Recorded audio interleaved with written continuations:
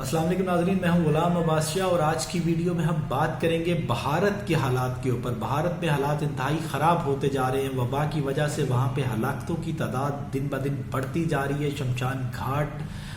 بھر چکے ہیں، قبرستانوں میں جگہ نہیں ہے، ہاسپٹلز میں بیڈز نہیں ہے اور آکسیجن وینٹیلیٹرز کی سہولتیں جو ہیں وہ اب نہ ہونے کے برابر ہو رہ گئی ہیں۔ یہ بھارت میں کون سی قسم ایسی ہے جو سیکنڈ ویو کے دوران وبا کی آئی ہے اور جو اس میں کون سی یہ ٹائپ ہے یہ بھی میں آپ کو بتاؤں گا، اور ساتھ ساتھ کرونا کے بعد کی جو صورتحال ہے اس کے ساتھ حکومت نے جس طریقے سے ان سے نمٹنے کے لیے کیا اقدامات اٹھائے ہیں اور کیا وجہ ہے، کیا کمبھ میلہ اس وبا کے پھیلاؤ کا وجہ بنی، اور جو رویہ مودی کا جو میڈیا کا تھا، گودی میڈیا جس کو کہا جاتا ہے کہ نظام الدین مرکز کے حوالے سے، اب وہ کمبھ میلے کے بعد کیوں دکھائی نہیں دے رہا۔ یہ تمام ایشوز پہ آج کی ویڈیو میں بات کروں گا۔ پہلے تو سب سے پہلے میں آپ کو یہ اوتھینٹکس رپورٹس دکھاؤں گا۔ یہ اوتھینٹکس رپورٹس ہیں، یہ ڈیٹا ہے جس میں 24 گھنٹوں کے حوالے سے، پچھلے 24 گھنٹوں کے حوالے سے بھارت میں سب سے زیادہ کیسز رپورٹ ہوئے ہیں۔ 2,94,290 کیسز جو ہے وہ رپورٹ ہوئے ہیں، جبکہ 2020 ڈیتھ ہوئی ہیں۔ تو اس حوالے سے بھارت کے اوپر بہت سارے دنیا کے ممالک، 6 ملک ایسے ہیں کہ جنہوں نے ان کے اوپر پابندیاں بھی عائد کر دی ہیں، جن میں آپ کو بتا دوں کہ پاکستان نے ٹریول بین کیا ہے، ساتھ ساتھ USA، United state of America, برطانیہ، UK، نیوزی لینڈ کی طرف سے، ہانگ کانگ کی طرف سے اور سنگاپور کی طرف سے بھارت کے اوپر اس سلسلہ میں پابندیاں لگائی گئی ہیں۔ بھارت میں اس وقت کرونا کے کیسز اور ہلاکتوں میں اس تیزی سے اضافہ ہو رہا ہے کہ شمشان گھاٹ اور قبرستانوں میں مردوں کے دفنانے کے لیے جگہ یا جلانے کے لیے جگہ کم پڑ گئی ہے۔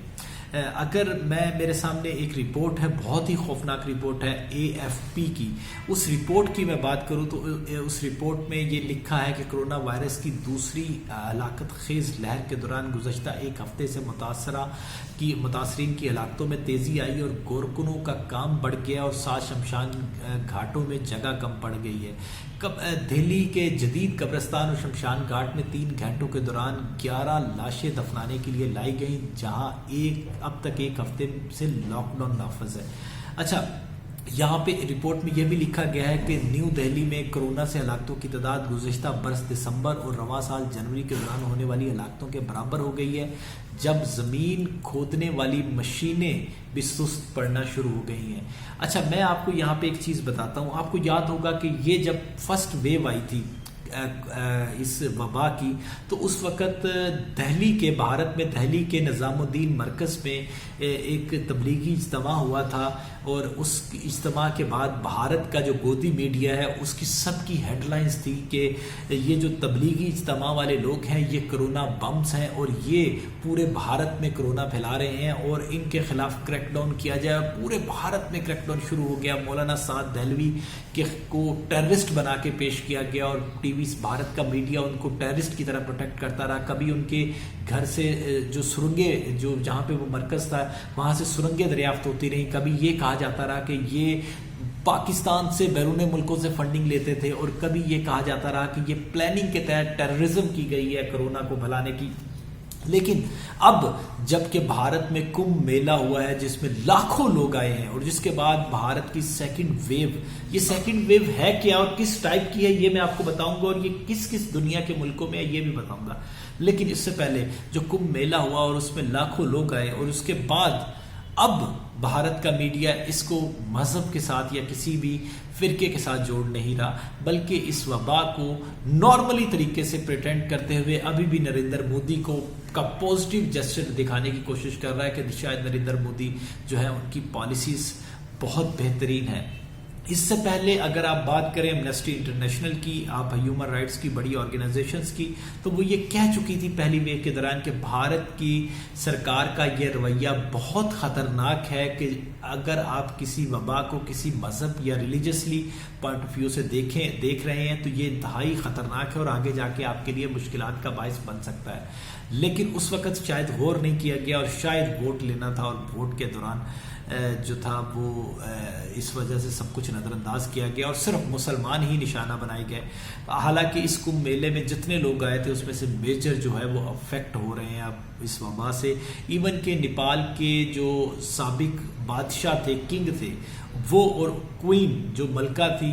وہ ان دونوں کا ٹیسٹ بھی پازیٹیو ہو چکا ہے اور یہ بھی مہا کمبھ میلہ میں پارٹیسپیٹ ان لوگوں نے کیا تھا. اب میں آتا ہوں ویڈیو کے انتہائی اہم حصے کی طرف.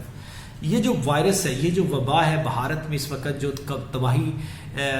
پھیلا رہی ہے، پہلی بات تو یہ ہے کہ ہم سب کی دعا ہے کہ لوگ محفوظ رہیں، اور یہ ایک وبا ہے اور اس کو وبا کی طرح ہی ڈیل کرنا چاہیے. یہ کسی بھی مذہب یا مسلک یا کسی ریلیجس کی وجہ سے نہیں ہے، یہ ہر شخص کو افیکٹ کرتی ہے، چاہے وہ کسی بھی مذہب کا ہو، چاہے وہ کرسچن ہو، چاہے وہ ہندو ہو، چاہے وہ پادری ہو، چاہے کچھ بھی ہو، وہ سب کو یہ افیکٹ کرتی ہے. تو یہ ہے کیا؟ یہ میں آپ کو ریسرچ آپ کے سامنے رکھتا ہوں، تھوڑی سی ڈیٹیلز آپ کے سامنے رکھتا ہوں کہ یہ وائرس کی نئی قسم جو ہے اس کو B1617 کہا جا رہا ہے، جسے ڈبل میوٹنٹ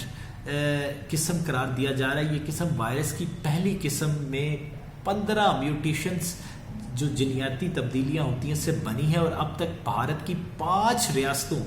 میں سامنے آ چکی ہے، جن میں مہاراشٹرا، دہلی اور پنجاب بھی شامل ہے. اچھا، وائرس کی اس بھارتی قسم میں اسپائک پروٹین میں 2 موٹیشن E484Q اور L452R ہیں. کرونا کی یہ جو وبا ہے، یہ وبا کے دوران یہ تبدیلی کئی اور جگہ بھی دیکھی جا چکی ہے، مگر یہ پہلا موقع ہے کہ یہ 2 جینیاتی تبدیلیاں مل کر ایک نئی قسم کو جس نے پیدا کیا ہے اور جو بھارت میں اب انتہائی خطرناک حد تک بڑھتی جا رہی ہے. بھارتی آفیشلز خبردار کر رہے ہیں کہ وائرس کی یہ نئی قسم زیادہ پھیلنے والی ہے اور ملک بھر میں جو ابھی تک حالات ہیں اس سے بھی زیادہ خطرناک ہو سکتے ہیں. مہاراشٹرا کی اگر بات کریں، جہاں ملکی سطح پر پائے جانے والے، جو بھارت کی ٹوٹل بات کر رہا ہوں، اس کی سطح پر پائے جانے والے مریضوں کی 50% تعداد کی تصدیق ہو چکی ہے، اور کئی لیبارٹریز ٹیسٹنگ میں اس جو وہاں پہ ٹیسٹ ہوا ہے، جو پازیٹیو کیسز آئے ہیں، اس میں B1617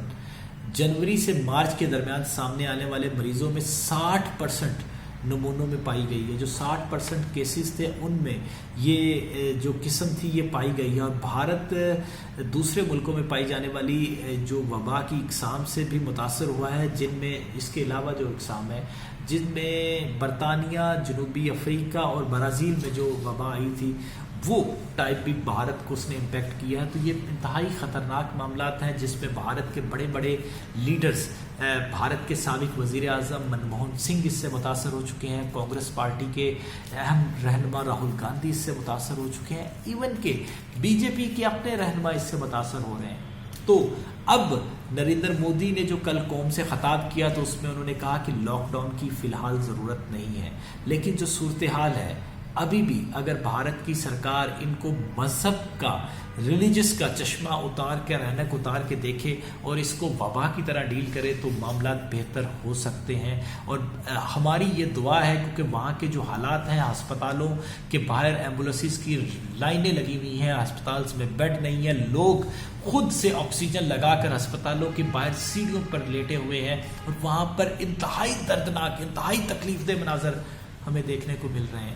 تو بہرحال ہماری دعائیں بھارت کے رہنے والے عام لوگوں کے لیے بالکل ہیں کہ اللہ ان کو اس وبا سے بچائے اور ان کو جلد از جلد اس مشکل وقت سے نکالے. فی الوقت کے لیے اجازت دیجیے، اگلی ویڈیو میں دوبارہ حاضر ہوں گا. اللہ کے بعد.